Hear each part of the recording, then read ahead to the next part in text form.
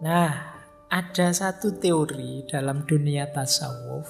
Nanti coba kalian cek ya. Kalian dalam sedih ada di mana? Hubungan kita dengan Allah saat kita menderita.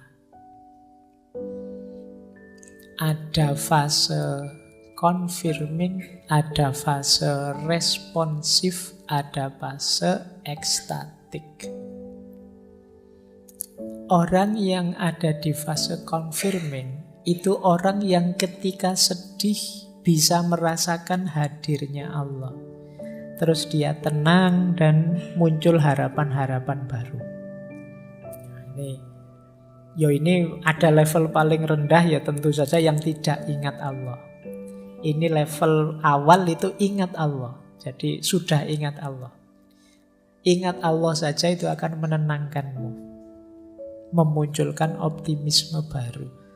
Sebuntu apapun jalanku, aku masih punya Allah ternyata. Harapanmu muncul. Ada fase lebih dalam lagi. Tidak sekedar sadar hadirnya Allah, tapi sadar dekatnya Allah dan baiknya Allah.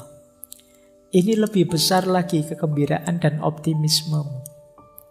Allah kan selalu mengabulkan doa-doa kita. Permohonan kita, permintaan kita. Allah selalu sayang dengan kita. Allah itu tidak pernah tidak baik kepada kita. Kita saja yang keluar jalur. Sehingga kebaikan Allah tidak sampai. Kita saja yang ambil jalan rute yang berbeda dengan yang diinginkan oleh Allah. Ini fase kedua, namanya fase responsif. Ada fase ketiga lebih dalam lagi. Di fase ketiga ini kita tidak sekedar merasa dekat dan Allah itu baik, tapi kita sudah intim sama sekali. Kita sudah sangat cinta dengan Allah sehingga apapun yang diberikan oleh Allah, apakah itu pahit ataukah manis, tidak masalah. Ini namanya fase ekstatik. Nah, dalam kesedihan kita ada di mana?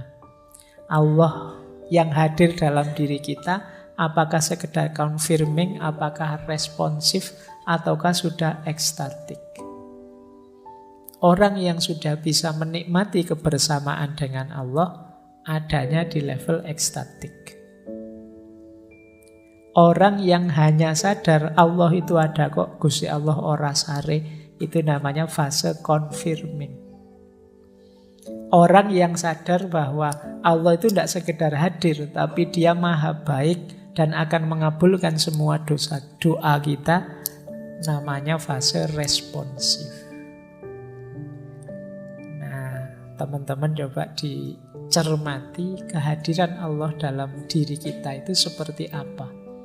Pandangan kita tentang keberadaannya Allah itu ada di mana. Itu menunjukkan level kedekatan dan level hubungan kita dengan Allah.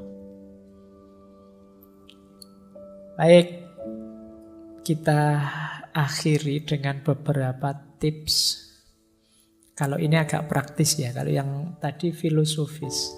Banyak yang tanya ke saya, caranya biar hati tenang itu apa sih, Pak? Dalam penderitaan. Ini saya ambilkan langsung dari beberapa ayat ya. Biar ini seperti ngaji beneran. Ada Al-Qur'annya. Segala apapun dirimu, coba kamu rujuk ayat-ayat ini. Mungkin kamu bisa lebih tenang. Yang pertama surat Al-Insyirah. Ayat 5 sampai ayat 6. Yang bunyinya adalah fa inna ma'al usri yusra, inna ma'al usri yusra. Maka sesungguhnya bersama kesulitan itu ada kemudahan. Sesungguhnya bersama kesulitan ada kemudahan. Sesulit apapun hidupmu, sepahit apapun pengalamanmu, tidak usah khawatir. Pasti ada kemudahan. Bahkan ada penafsir, ada mufassir yang mengartikan setiap ada satu kesulitan Allah akan memberikan dua kemudahan. Ini kan diulang dua kali. Fa inna ma'al usri yusra, inna ma'al usri yusra. Jadi yang pertama, kamu ingat-ingat ini. Allah sendiri yang menjanjikan. Sesungguhnya bersama kesulitan ada kemudahan. Maka jangan putus asa. Pasti ada jalannya, pasti ada kemudahan. Kemudian yang kedua, boleh dilihat surat Ar-Ra'd ayat 28.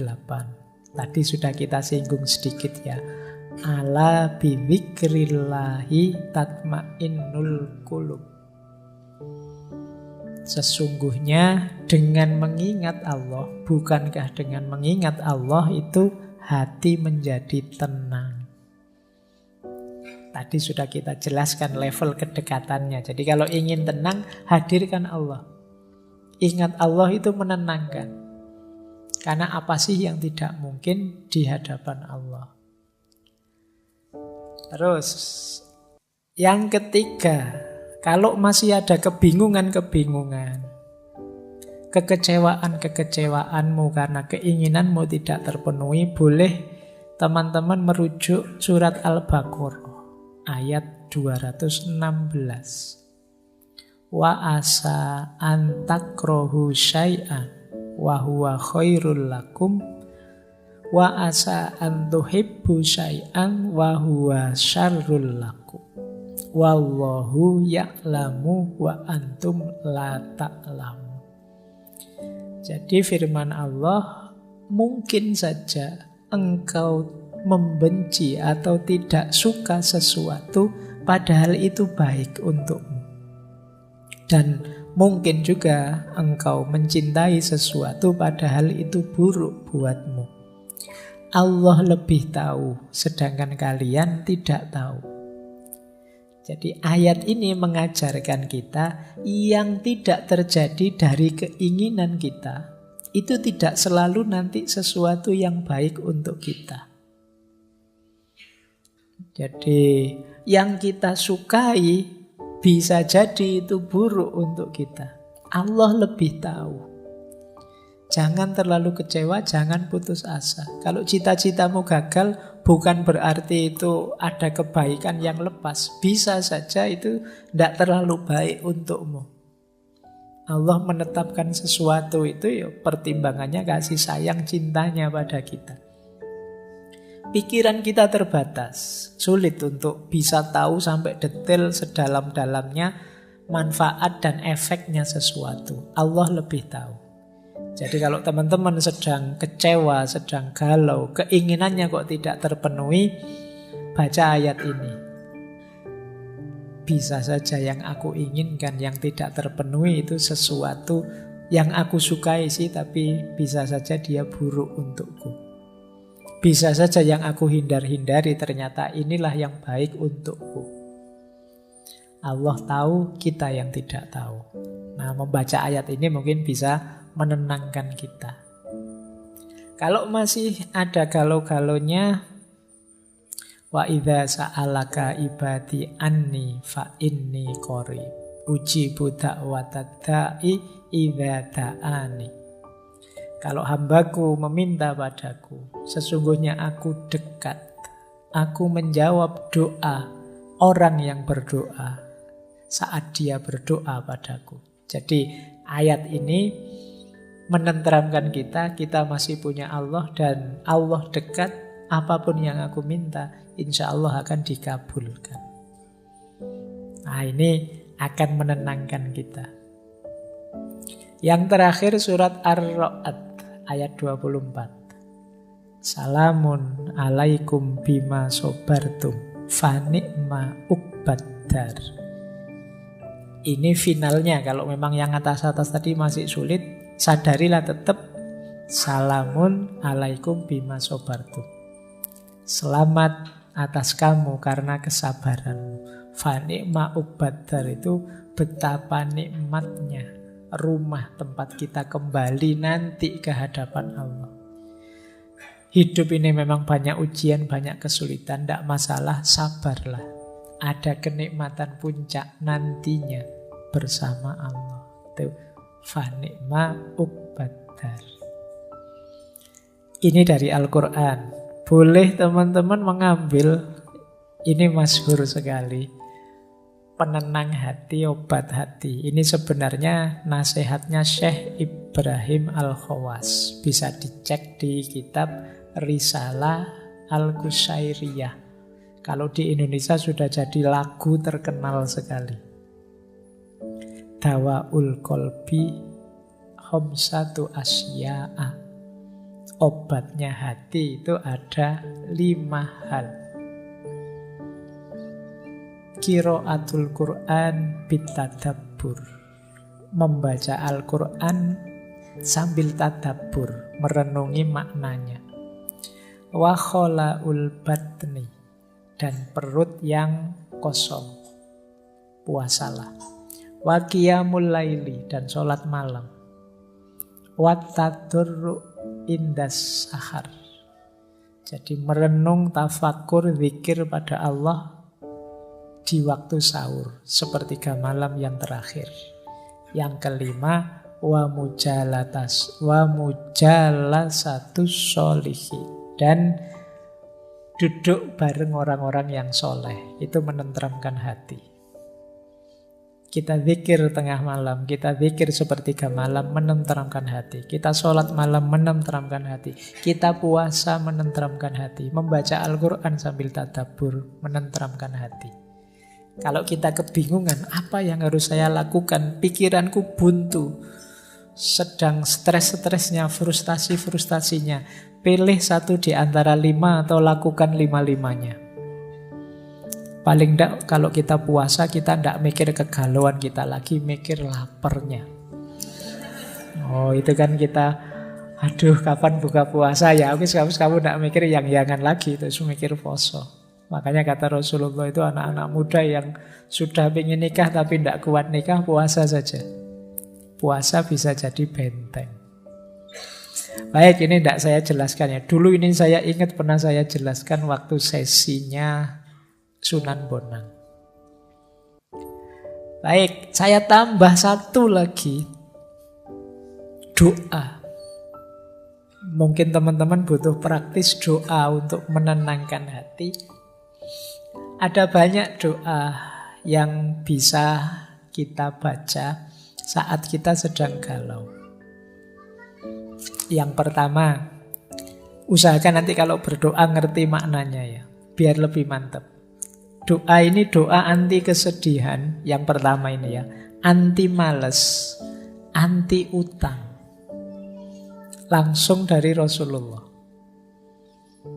Allahumma inni a'udzubika minal hammi wal khazani wa a'udzubika minal adsi wal kasali wa a'udzubika minal jubni wal bukhli wa a'udzubika min ghalabatid daini wa qahrir rijal. Jadi, ya Allah, aku berlindung padamu dari kegalauan dan kesedihan. Aku berlindung padamu dari rasa lemah dan rasa malas. Aku berlindung padamu dari sifat pengecut dan sifat bakhil. Dan aku berlindung padamu dari dikalahkan oleh hutang dan ditindas oleh orang. Nah, boleh teman-teman berdoa dengan kalimat ini. Atau yang kedua, ini doa minta tenang. Allahumma inni as'aluka nafsan bika mutmainnatan tu'minu biliqaika wa tardo biqadaika wa taqna'u bi'ataika. Ya Allah, sesungguhnya aku meminta padamu jiwa yang tenang bersamamu, yang percaya pada pertemuan denganmu, yang ridho pada keputusan-keputusanmu, dan rela merasa cukup dengan apapun pemberianmu. Ini kalau doa ini dikabulkan, insya Allah hidup kita tenang. Yang ketiga ini juga menarik. Kalau patah hati ditinggal pacar, Allahumma ajirni fi musibati wakhluf li khairon minha. Ya Allah, selamatkanlah aku dalam musibahku dan gantilah untukku yang lebih baik darinya. Nah, ya sapa ngerti setelah berdoa ini terus diganti yang lebih hebat dari sebelumnya. Doa yang keempat ini juga menarik. Kuatirnya ketika kita sedang sedih melakukan hal-hal yang tidak seharusnya. Perbanyak membaca ya muqallibal qulub sabbit qalbi ala dinik. Kalau masih terasa sangat berat penderitaanmu, patah hatimu, Rasulullah itu sering menggunakan doa ini. Ya Hayyu ya Qayyum birahmatika astaghiitsu. Wahai Zat yang maha hidup, yang maha tegak, dengan rahmatmu aku minta pertolongan. Atau masih sangat berat, kok gelap rasanya di kiri kanan, tidak tahu mau apa, mau kemana, boleh pakai doanya Nabi Yunus. Nabi Yunus itu kan mendapat ujian maha berat sampai ditelan oleh di laut. Nah, ini doa yang beliau baca. Jadi kalau teman-teman hidupnya stuck sama sekali, gelap sama sekali, tidak tahu mau kemana, boleh mengamalkan doa ini. La ilaha illa anta subhanaka inni kuntu minadz dzalimin. Baik, malam hari ini pengajian beneran. Jadi tidak hanya filsafatan ya. Ya memang sengaja harus begini karena banyak juga teman-teman yang sedang stres, depresi memerlukan jalan keluar yang lebih praktis, tidak sekedar filosofis. Baik, yang saya sampaikan mungkin sedikit-sedikit bisa meringankan, membantu teman-teman menghadapi segala kesulitan dalam hidupnya. Yang sudah kita awali dari minggu pertama secara psikologis, filosofis, dan malam hari ini secara sufistik. Oke, saya kira itu kajian kita untuk malam hari ini. Seperti tadi diumumkan Mas Wahid ya, untuk bulan depan mungkin kita hanya 2 sesi. Karena akhir bulan kan sudah puasa. Seperti biasa kalau puasa kita libur ya. Ini manfaatkanlah momen puasa itu sebaik mungkin untuk lebih dekat pada Allah. Saya tidak ganggu lewat ngaji-ngaji. Jadi silahkan nikmati momen puasanya. Baik, saya akhiri sekian. Kurang lebihnya mohon maaf. Wallahul muwaffiq, wallahu a'lamu bissawab. Wassalamualaikum warahmatullahi wabarakatuh.